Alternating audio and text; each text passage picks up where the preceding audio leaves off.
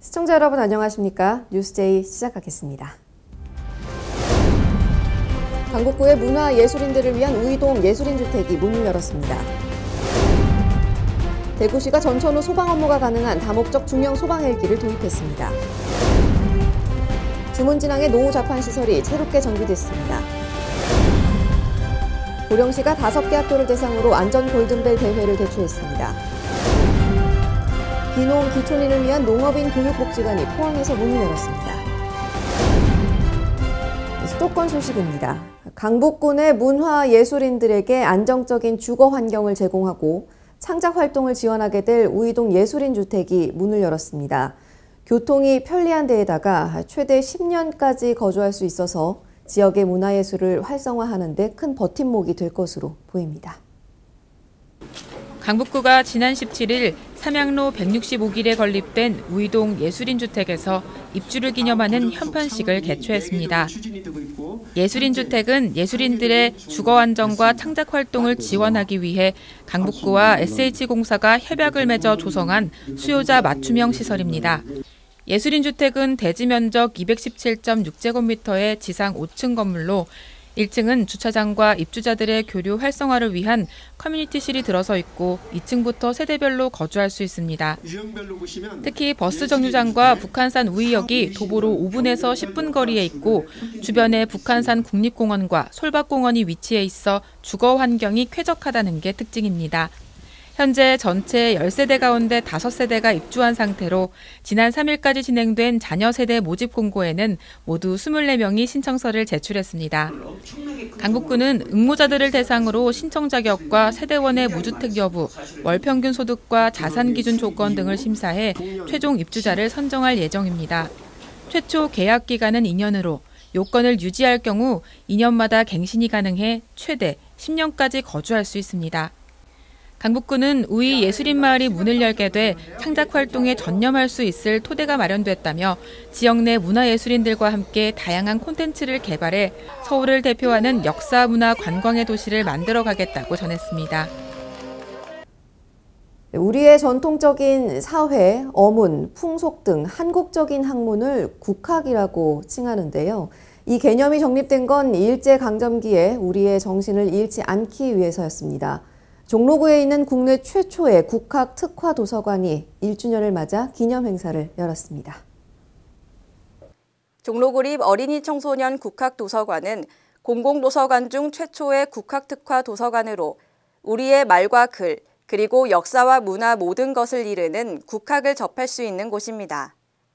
이번 1주년 기념식에는 다양한 독서와 문화 행사들도 함께 진행돼 국학도서관의 1년 동안의 기록들을 주민들과 공감하고 공유했습니다.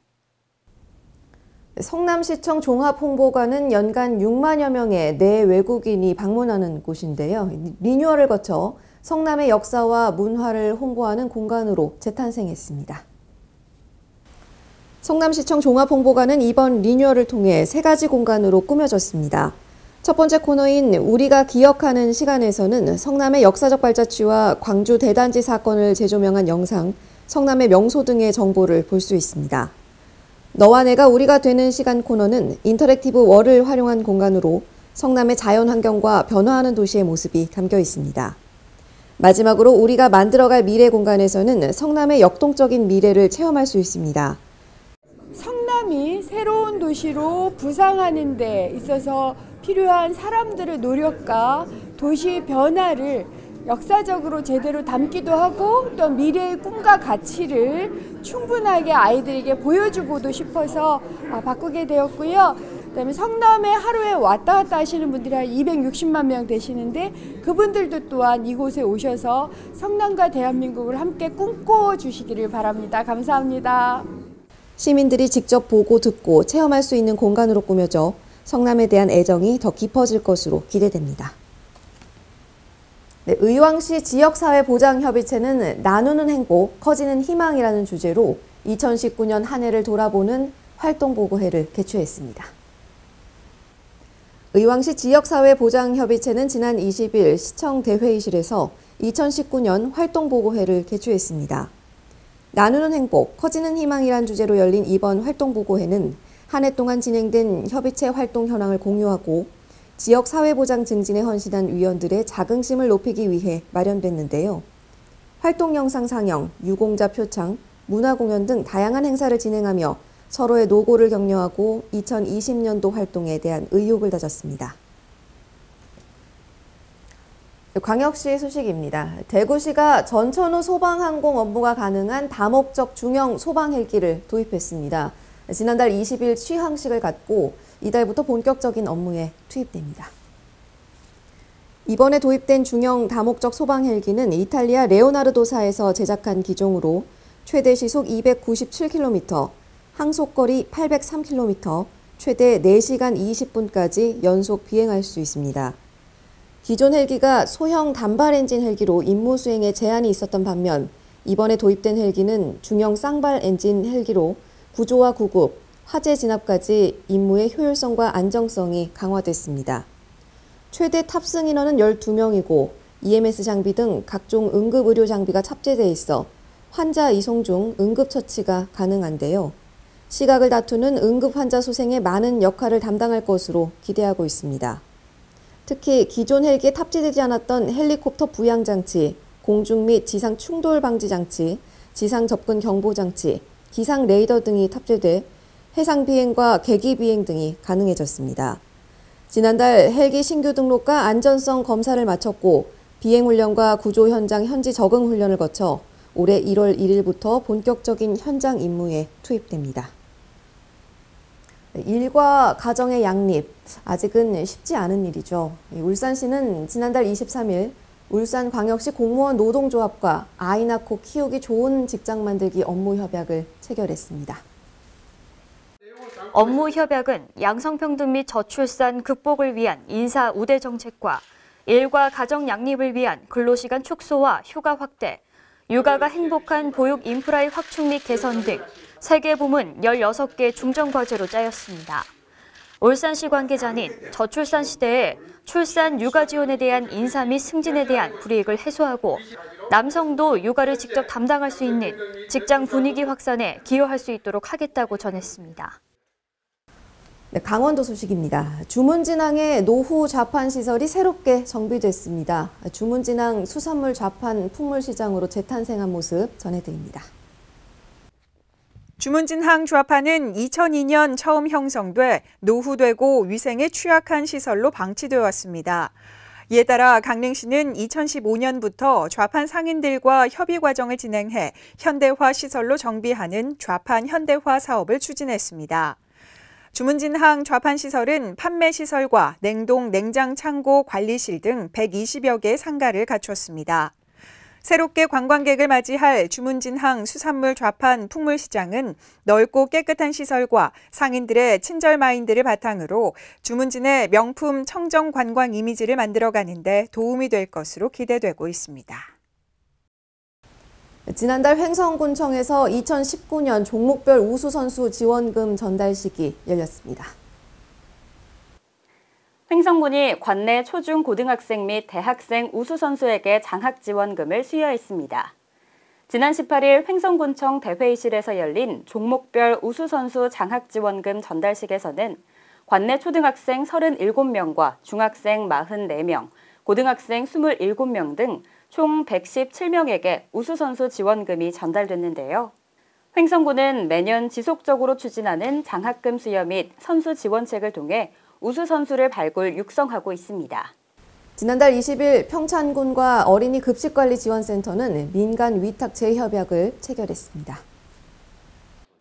평창군에서는 100인 미만의 어린이, 청소년 급식시설 23개소를 대상으로 어린이 급식시설에 대한 체계적인 영양, 위생관리 지원을 목적으로 어린이 급식관리지원센터를 위탁 운영하고 있습니다. 이번 재협약 체결로 위탁 기간은 2020년 1월 1일부터 2022년 12월 31일까지 3년간 평창군 어린이급식 관리지원센터를 위탁 운영하게 됩니다. 이번 협약에서 평창군과 위탁 기관은 상호 신뢰를 바탕으로 성공적인 사업 추진을 노력하고 식품의약품안전처 가이드라인에 따른 사업 운영 과정 협의를 마쳤습니다.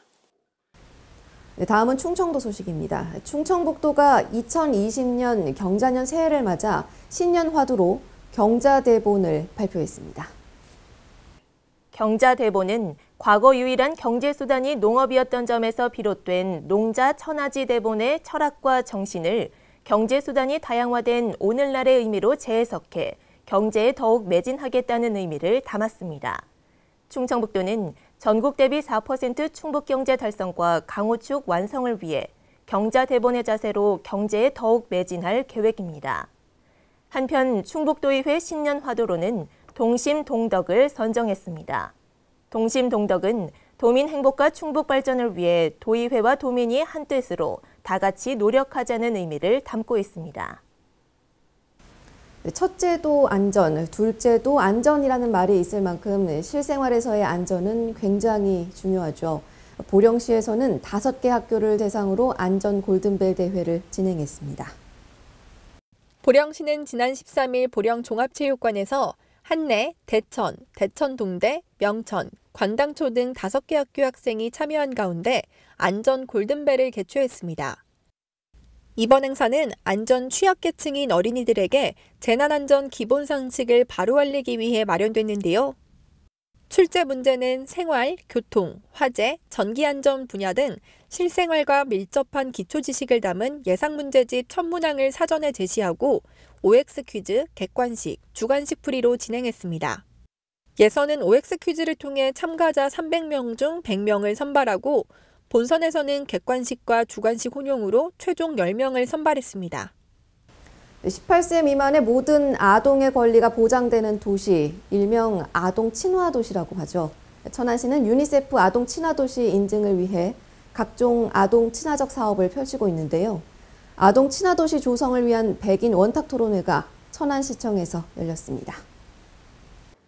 아동 친화 도시 조성 백인 원탁 토론회는 정책 수혜자인 아동과 시민들의 목소리를 반영해 누구나 공감할 수 있는 아동 친화 도시 조성 정책을 수립하고자 마련된 자리로 초등학생부터 고등학생, 학부모 등 100여 명이 한자리에 모인 가운데 열렸습니다.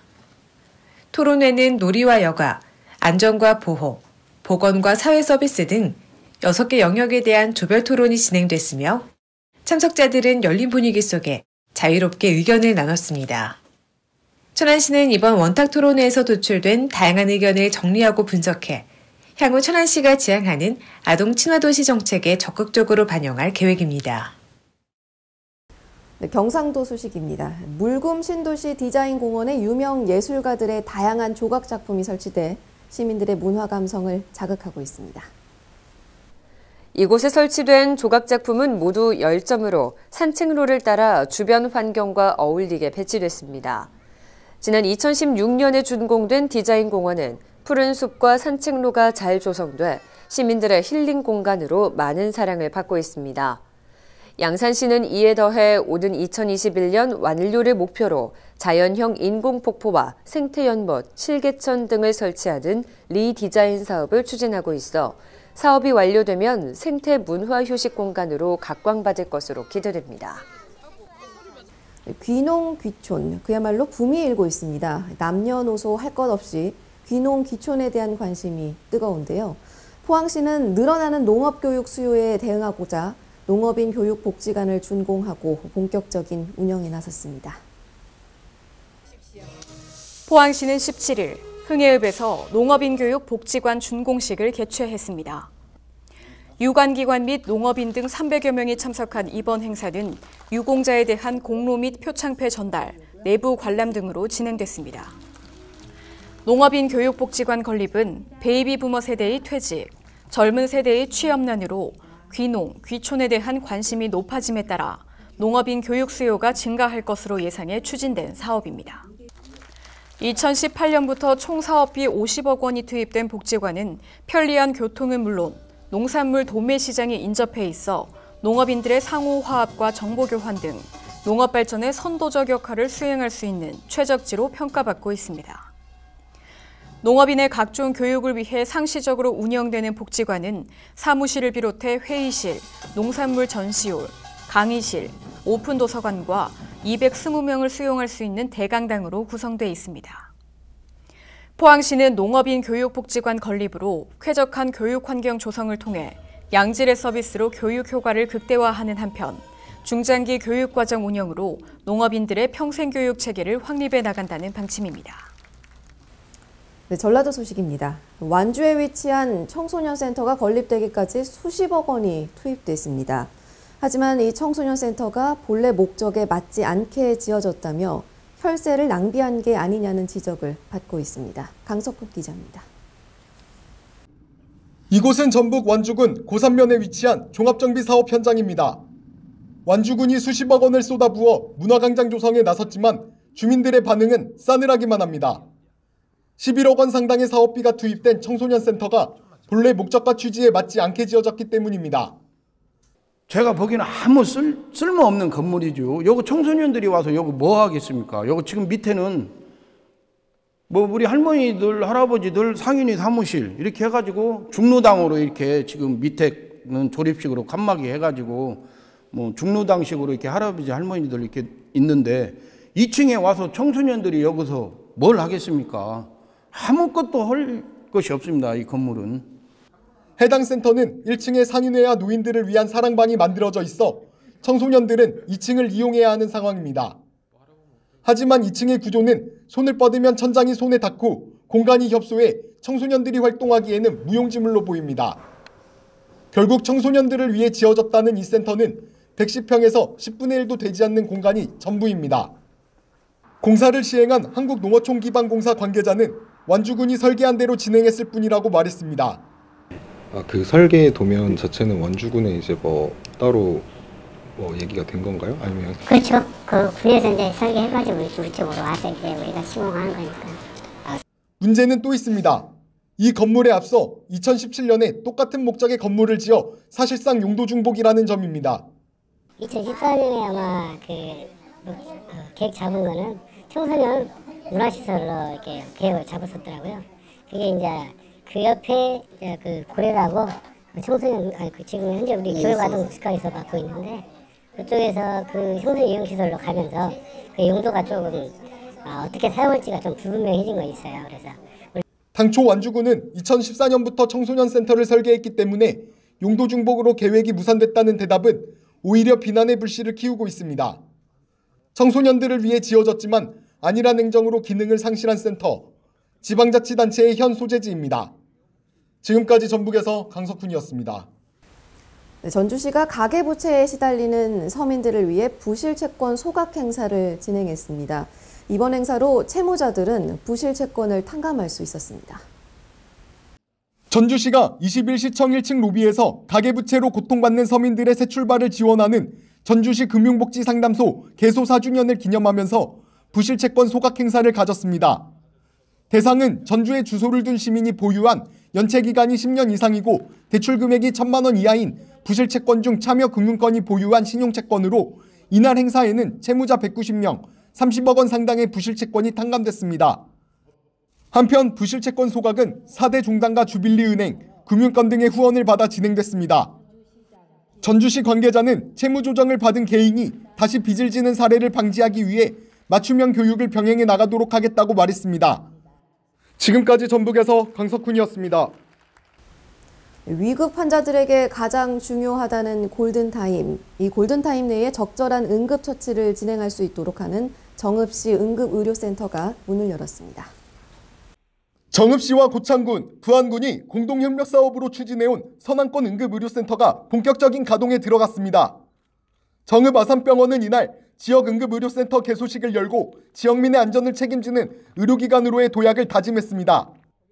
이날 새롭게 문을 연 응급의료센터는 응급의료센터로서 핵심 역할을 할 수 있도록 국비 17억 원의 예산을 확보해 총 사업비 21억 6,100만 원으로 응급실을 중축하고 최신 시설로 리모델링을 완료했습니다. 정읍시 관계자는 이를 통해 응급의료센터 기준에 적합한 인프라를 구축해 골든타임 내 적절한 응급처치 등으로 중증 응급 환자의 생명을 책임질 것으로 기대하고 있습니다. 유진섭 시장은 앞으로 신속하면서도 수준 높은 진료 시스템으로 주민이 만족하는 응급의료 서비스를 제공할 수 있도록 부단한 노력을 기울여달라고 소감을 전했습니다. 지금까지 전북에서 강석훈이었습니다.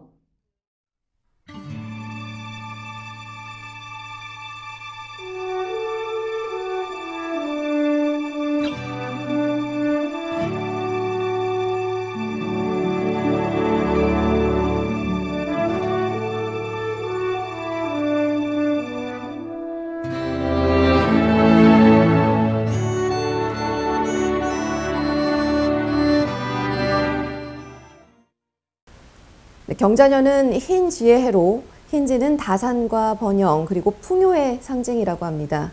2020년은 걱정보다는 희망과 기대가 더 많은 풍요로운 한 해가 되길 바라겠습니다. 새해 복 많이 받으십시오. 시청해주신 여러분 고맙습니다.